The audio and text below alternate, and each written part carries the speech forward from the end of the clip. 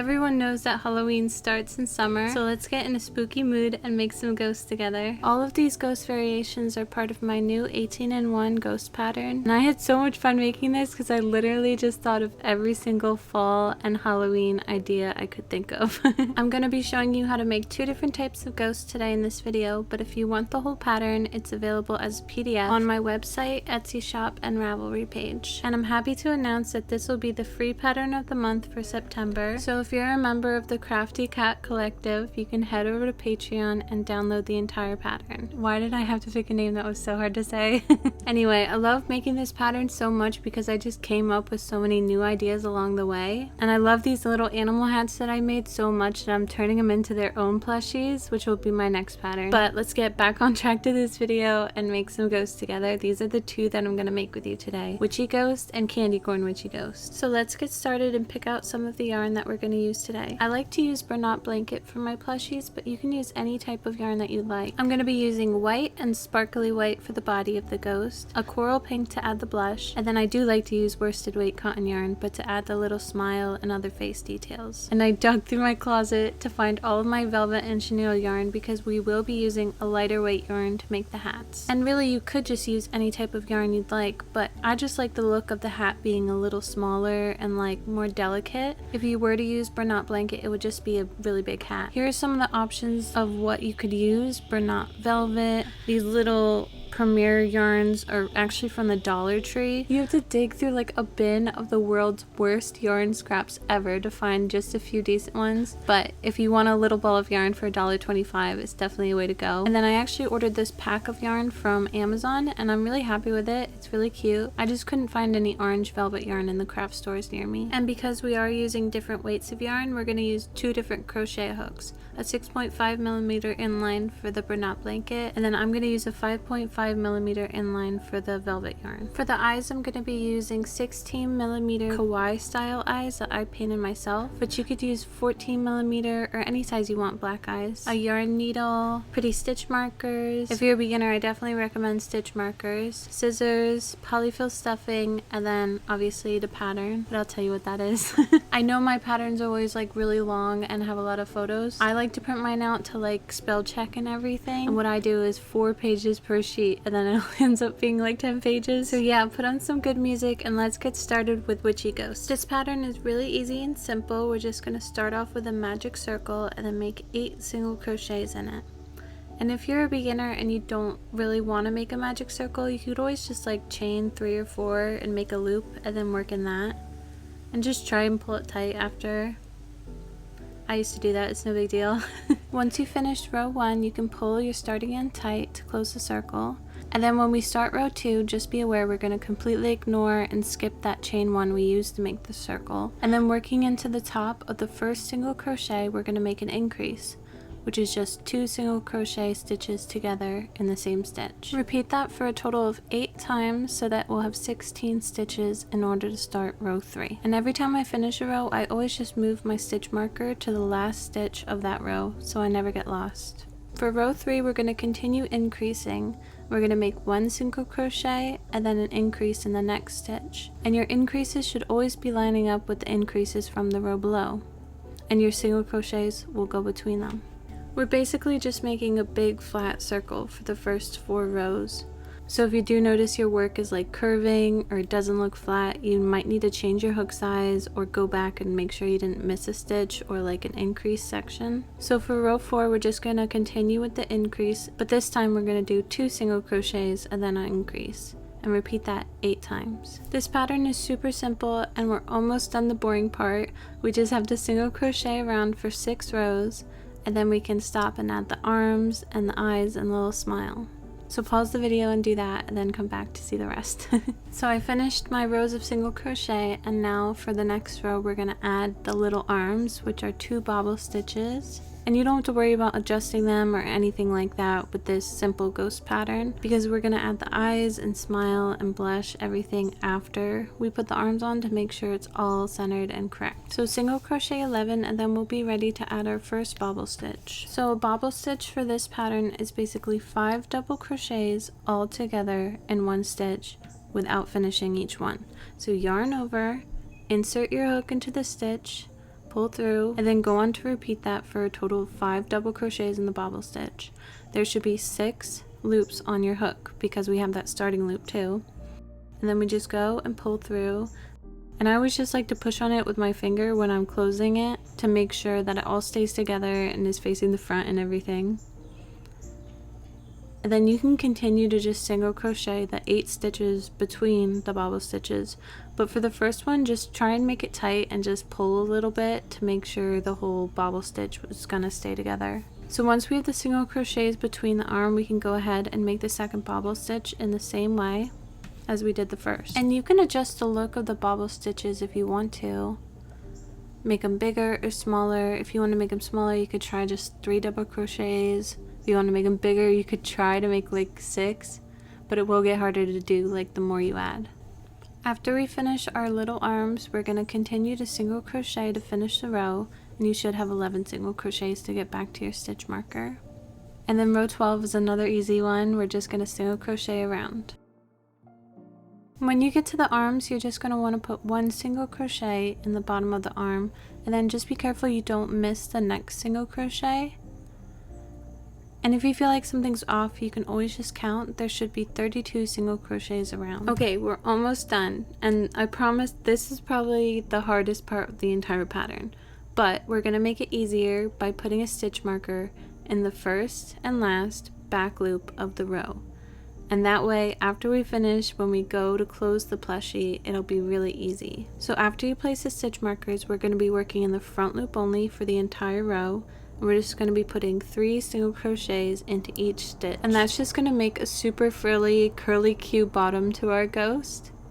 It's a little annoying to put 3 single crochets into every stitch, but it's not for that much around, and it just looks super cute anyway. So to finish the row, we're going to slip stitch into where we started and then cut our yarn, and you don't have to leave that big of a tail because we're not going to sew it, we're just going to tie it when we go to finish the bottom. And I just pull it through the inside, and then I tie it to the starting end, and you can kind of see where we're going to be working in the back loops when we go to close the plushie, and you already have your first and last stitch marked, so you don't have anything to worry about. The reason I like to do it like this and I don't just keep going is because I kind of like to mass produce them, so when I'm hanging out with my family or something, I could just sit and crochet like a million of these ghost shells, I guess. So it's actually a really good market make because you can do it anywhere and then add the details and stuff it later. Okay, so when we go to add the eyes, we're gonna want to count down, and I like to add the eyes between rows 8 and 9 with 6 stitches between them, and then it'll be about 4 stitches will be visible. But you can experiment and change it around, like how I just put one wrong and then had to move it over one. But the details of the plushie's face really matter, and so you should feel free to experiment and make them look like they have different expressions. The reason I do it 6 stitches apart and 4 visible is because I like to sew on a little mouth in between, and I want the mouth to be centered and evenly spaced between the eyes. So I'm going to sew around the 2 stitches right in the middle, and I just pull it through and then hold it with my finger a little.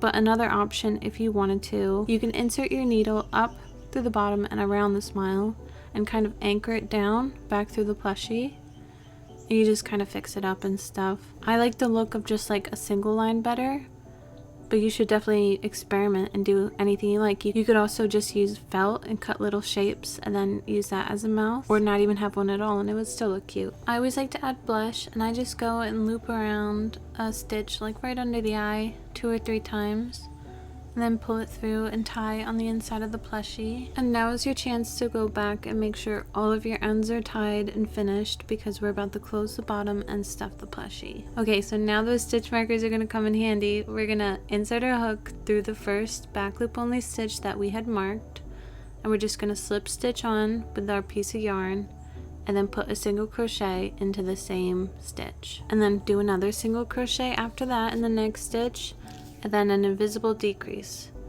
And it's a little tricky until you get used to it.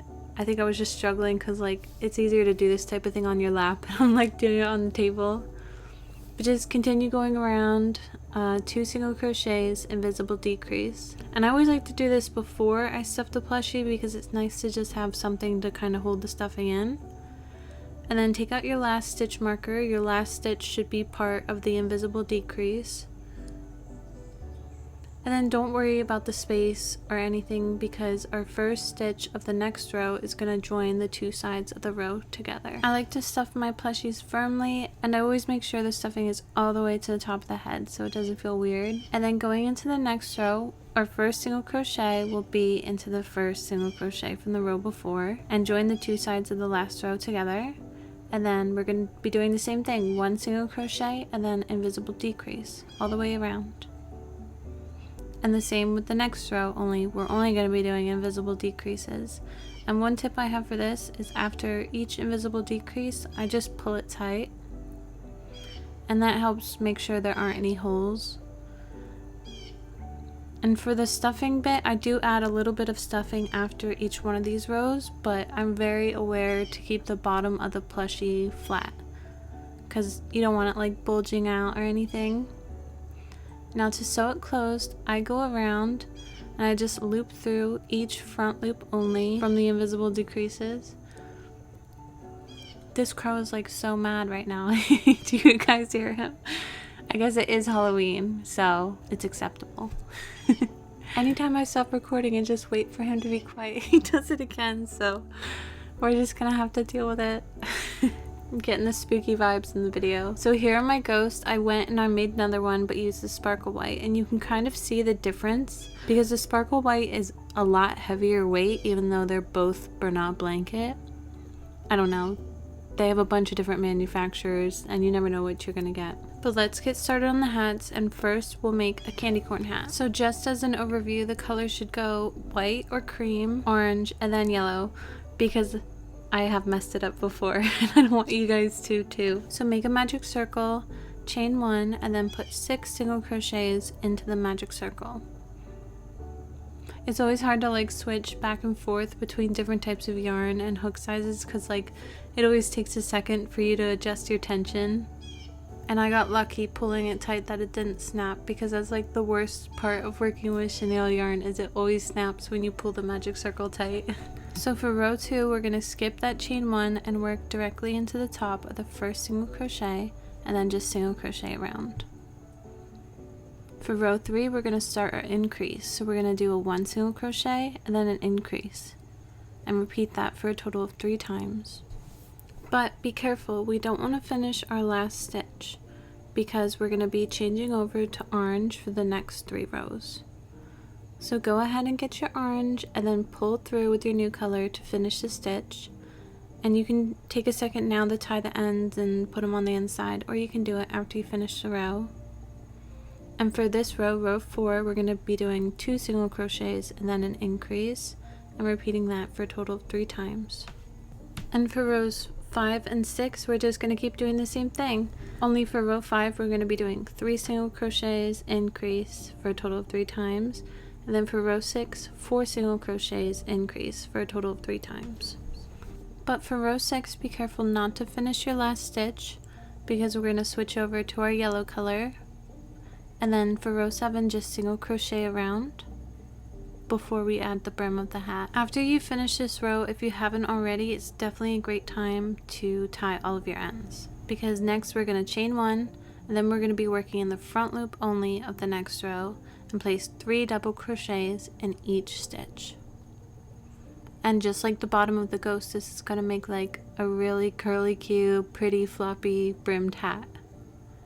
And the next hat I'm going to show you, the top is the same, only we're going to be doing it in a solid color, but the brim of the hat is different. It's not as curly and it's more straight and traditional, like witch hat style.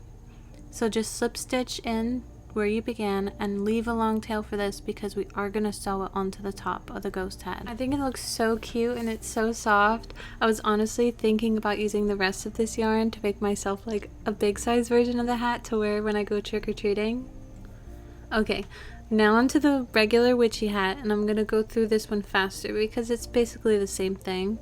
You're going to make a magic circle, chain 1, 6 single crochets in the magic circle, then you're going to single crochet around, and then you're going to start the increases.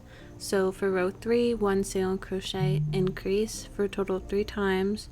Row 4, 2 single crochet, increase for a total of 3 times. For row 5, 3 single crochet, increase 3 times. For row 6, 4 single crochets, then an increase repeated 3 times. And then row 7, we're just going to single crochet around. And row 8, which will be the brim of the hat, we're going to chain 1 and then put 2 front loop only double crochets in each stitch around. And you see that's where the difference in the hat is. Instead of doing 3 in each stitch, we're just doing 2.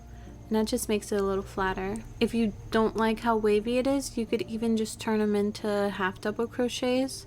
I did that for another hat that I thought the brim was like a little too big, and it looks really nice that way too. Once you're finished with the brim of the hat, slip stitch into your first stitch to join the row, and then fasten off and leave a long tail. And I'll show you how I like to sew them on. I like to angle my hats kind of to the side, but you could experiment and make it any way you like if you want to put it right on the top or on the other side. This is just how I like to do it. And then we're going to be doing something you probably shouldn't ever do, is compress your polyfill into like a cone little shape. Just lightly stuff the hat, and that way it doesn't get squished and it holds its shape. And then for the hats, I like to secure both sides of the bottom first. So we're going to be working in the back loops that we had left over when we did the brim of the hat. And I just like to work my way around and secure. I don't do every single back loop, maybe like every 2 or 3 I do one and I secure it, and I just work my way around. And the reason I like to always do it in the back loop is because sometimes the brim of the hat will flip up and you don't want it to look messy under there. If you always do it in the back loops, it'll be like sort of consistent and even. And there we go, there are both our hats, and I think they look so cute. I think the little changes and details in the hat really fit like the theme of each one. And as you saw, I was like kind of bending the top of the witch hat, and I think it looks so cute. Now I wanted to take a second to thank all of my Patreon supporters. I finally got the nerve up to start my Patreon, even though I've been saying I would do it since May. I was just so nervous, and I even made my husband sign up just so I would have one. So I really didn't expect all of you guys to support me, and I really appreciate it. A lot of the members of my Patreon are like really awesome crochet artists, and they're actually testing this pattern for me right now. And I went and I looked at all their pages, and it's so cool to see all of their art in different styles. I've also been posting behind the scenes stuff and like sneak peeks of my new patterns, and it's so cool to see what you guys think, because I normally am too nervous to post on Instagram until something is like completely done. So I'm really thankful for all of your support, for your help on my pattern, and just for being so nice and awesome all the time. I hope everyone loved the tutorial, and let me know in the comments if there's any other ghost you want to see, because there's still like 2 months until Halloween. I could make another ghost tutorial showing you how to make 2 different ones. I hope everyone has a great day. Thanks for watching. Bye.